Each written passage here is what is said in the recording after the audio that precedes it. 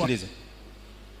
Mtu yoyote aliyefanya jambo la kikatili kama walivyofundisha wataalamu atakuwa ametenda kosa kwa mujibu wa sheria, lakini vile vile atakuwa ametenda dhambi kwa mujibu wa imani zetu. Si ni sahihi?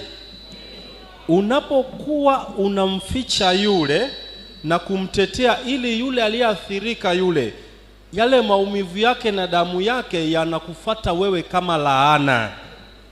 Sijui mnanielewa? Usije ukashiriki dhambi ya kuficha mtu. Kama una nafasi na umejua, au kutoa siri atoroke, usije.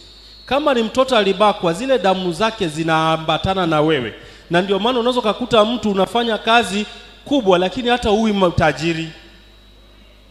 Kuna wakati tunachukua hela kwa ajili ya kuficha maovu. Mtu kauawa, aliyeua anakupa hela usimseme. Unachukua hela, unafurahi, unanunua samaki. Kile unachokula sio chakula, kinabadilika kuwa sumu ndani. Sijui kama tunaelewana. Kwa hiyo tusije tukashiriki hii dhambi ya kutetea waovu, ya kuwaficha, ya kutoa taarifa za siri. Wewe kama kiongozi, taarifa ambazo mjadili ofisini yabaki kuwa wapi? Na huo ndio utawala nini? Wangapi wamenielewa?